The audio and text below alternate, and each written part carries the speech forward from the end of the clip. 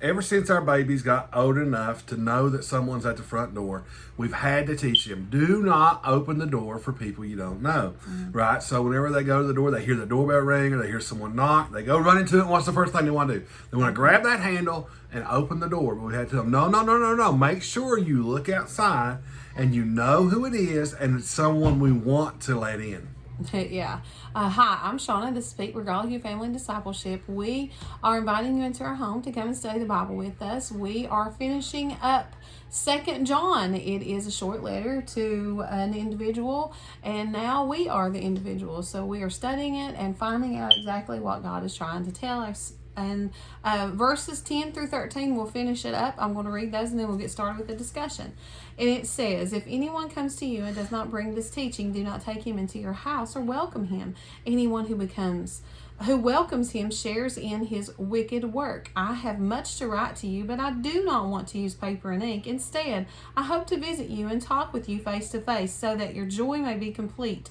The children of your chosen sisters send you greetings. Okay, so John ends his letter with a warning.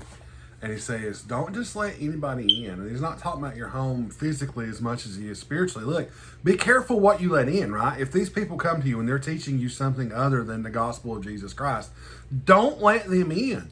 Don't open the door to them. Don't let them come in and twist and pervert and manipulate the gospel of Jesus Christ before you. He says, if you do that and you listen to them, I said do. If you listen to them, then you're a partaker of their evil deeds.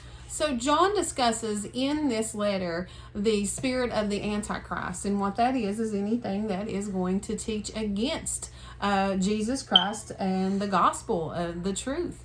So what you have is he is warning, look, don't allow anything in that is of the spirit of the Antichrist. You don't want to wish blessings upon them because you don't want the spirit of the Antichrist blessed. You want Jesus Christ blessed. You want everything that represents who God is to be blessed.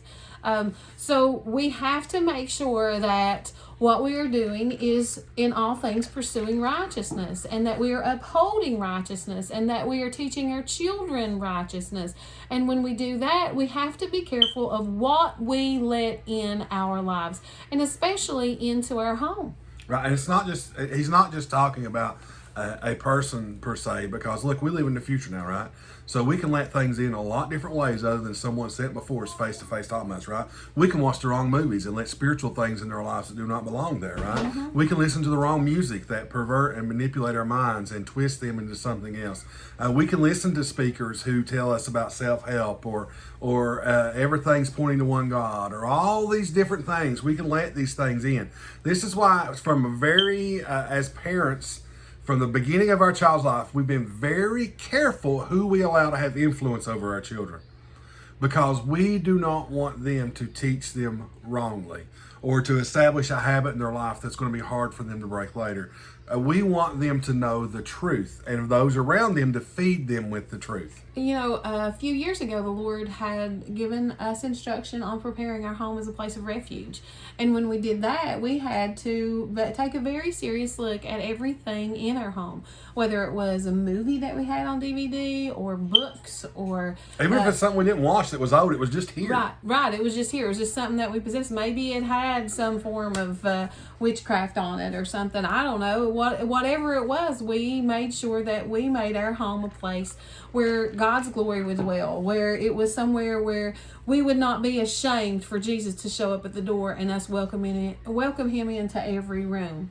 And we know that it is so very important for us to establish a place where God dwells. Right, and you know, something we've realized with our children is they've picked this up. They will see something and say, no, we don't need to watch that, Mommy and Daddy. Or we'll be in a different room and they'll come and say, Anna's watching something she shouldn't be watching, right?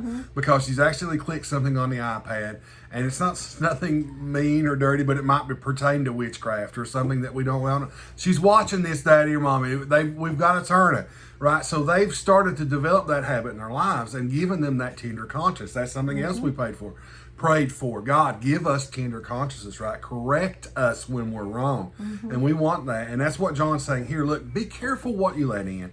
Don't just let anything into your home. Don't let anything into your mind. Don't let anything twist or pervert the gospel of Jesus Christ before you. Right. And so we want to encourage you that every day you'll become a stronger disciple if you do 4 things. And that's exalt God, encounter God, edify yourself by reading the Word of God, and engage this world for Jesus Christ. Make your heart a place of refuge where God's glory can dwell. Until next time, God bless.